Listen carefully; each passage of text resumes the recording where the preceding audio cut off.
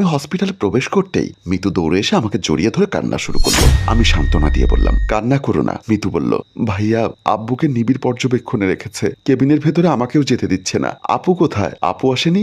আমি পায়েলের বিষয়ে কথা না বলে বললাম, চলো ওয়েটিং রুমে বসি। কান্না করো না, আল্লাহর উপর ভরসা রাখো, সব ঠিক হয়ে যাবে। মিতুকে নিয়ে আমি ওয়েটিং রুমের দিকে এগিয়ে গেলাম। এমন সময় সকাল হয়ে গেছে। আমার শ্বশুরও অনেকটা সুস্থ হয়ে উঠেছে। ডাক্তার তাকে চেক করে বলল, এখন অনেকটা সুস্থ আছে, তাকে নিয়ে এখন বাসায় যেতে পারেন। আর একটা কথা মনে রাখবেন, তাকে অতিরিক্ত কথা বলতে দিবেন না, অতিরিক্ত খাবারও যেন না খায়। এই প্রেসক্রিপশনে যেভাবে লেখা আছে সেভাবে যেন নিয়ম মেনে সবকিছু অভ্যাস করে। বলেই ডাক্তার সাহেব চলে গেল।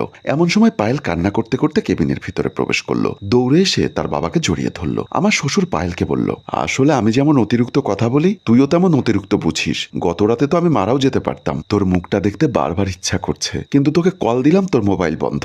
এমন পাগলামি কেন করিস মা? তুই তো ভালো করেই জানিস আমার জামাই বাবাজির মতো একটা লক্ষ্মী ছেলে বর্তমান যুগে হয় না। পায়েল আর কোনো কথা না বলে আমার হাতটি ধরে সোজা কেবিন থেকে বের হয়ে গেল। ওয়েটিং রুমের সামনে এসে দাঁড়িয়ে মাথা নিচু করে বলল, সরি, আমার ভুল হয়েছে। তোমার মোবাইলটা আসলে তুমি তোমার অফিস কক্ষে ফেলে এসেছিলে। সিনথিয়া তোমার মোবাইলটা ভালোর জন্যই তার কাছে রেখে দিয়েছে, কিন্তু আমি তোমাকে ভুল বুঝেছি।